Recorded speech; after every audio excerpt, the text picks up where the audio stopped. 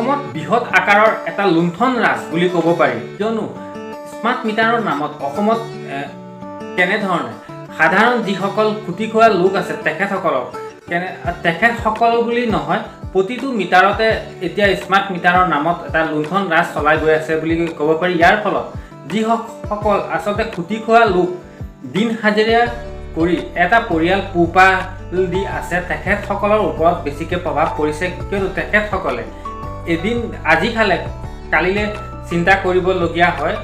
সেইবাবে ভিডিঅ'টো বনাই দিম বুলি ভাবিলোঁ।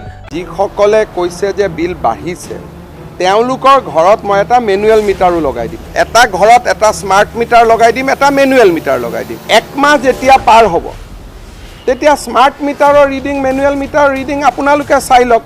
আপোনালোকে যদি গোটেই সাংবাদিকসকল ৰেডি হয় আপোনালোকৰ ঘৰত মই এটা স্মাৰ্ট মিটাৰ আৰু মেনুৱেল মিটাৰ লগাই দিওঁ।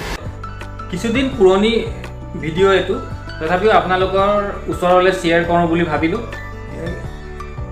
যি মিটাৰ স্মাৰ্ট মিটাৰ আৰু পুৰণি মিটাৰ একেলগে লগোৱা হ'ব বুলি কৈছে। উদাহৰণস্বৰূপে প্ৰতিটো ঘৰৰ কথা কোৱা নাই, সাংবাদিকসকলৰ ঘৰত লগোৱা হ'ব বুলি কৈছে। তেখেতলোকৰ ঘৰত লগোৱা হ'ব আৰু এমাহৰ ভিতৰত ৰিজাল্ট চাব যে স্মাৰ্ট মিটাৰ আৰু পুৰণি মিটাৰৰ বিল এমাহৰ ভিতৰত কিমান আহে, কম বেছি কিমান আহে উদাহৰণস্বৰূপে চোৱা হ'ব। এয়া হাতে কামে হ'বনে নে মুখতে থাকি যাব, পৰৱৰ্তী সময়তে দেখা যাব। অসমৰ প্ৰতিটো চুকে কাণে এতিয়া স্মাৰ্ট মিটাৰ লাগি গ'ল। প্ৰতিটো ঘৰৰ যিসকল লোক আছে তেখেতসকলৰ পকেট খালী হৈ গৈ আছে স্মাৰ্ট মিটাৰৰ নামত। উদাহৰণস্বৰূপে ক'বলৈ গৈ আছোঁ, এটা সময়ত আহিছিলে আপোনাৰ বিল 500 টকা, মোৰ বিল আহিছিলে 500 টকা। এতিয়াৰ সময়ত স্মাৰ্ট মিটাৰৰ নামত এতিয়া লুণ্ঠন ৰাজ বুলি ক'বলগীয়া সেইবাবেই হৈছে য'ত নেকি 500 টকা আহিছিলে এতিয়া 2500 টকালৈকে আপোনাৰ বিল আহিছে এমাহৰ ভিতৰত। তেতিয়া ইয়াক আমি লুণ্ঠন ৰাজ বুলি নকৈ কি ক'ম? ইয়াৰ পৰা ভিডিঅ'সমূহ আচলতে ছ'চিয়েল মিডিয়া খুলিবই নোৱাৰি। ছ'চিয়েল মিডিয়া প্ৰতিটো প্লেটফৰ্ম খুলিলে এতিয়া স্মাৰ্ট মিটাৰ ওলায়। পৰৱৰ্তী সময়ত স্মাৰ্ট মিটাৰ সলনি পুৰণি মিটাৰটো পাওঁ নে নাপাওঁ বা আপোনালোকে পায় নে নাপায় ক'ব নোৱাৰোঁ। সেইবাবে ভাবিলোঁ ভিডিঅ'টো বনাই দিওঁ।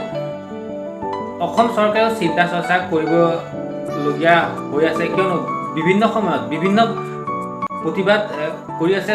কোনোবাই যদি উঠাৰে মৰিয়াই নিজৰ মিটাৰ ভাঙি পেলাইছে আৰু আকৌ কোনোবাই ৰাজপথত প্ৰতিবাদ কৰি দলিয়াই ভাঙি ছিঙি স্মাৰ্ট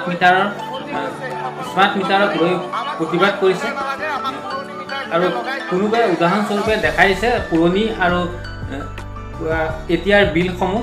এনেধৰণে প্ৰতিবাদ চলি আছে। পৰৱৰ্তী সময়তো প্ৰতিবাদ এনেধৰণে চলি থাকিব। ইয়াৰ ফলত অসম চৰকাৰে অকণমান চিন্তা চৰ্চা কৰিব লাগে। পুৰণি মিটাৰটো লগোৱাৰ বাবে চিন্তা চৰ্চা কৰক, নহ'লে স্মাৰ্ট মিটাৰৰ যিকোনো সমাধান উলিয়াওক যাতে সঠিক বিলটো অসমৰ ৰাইজে পায়।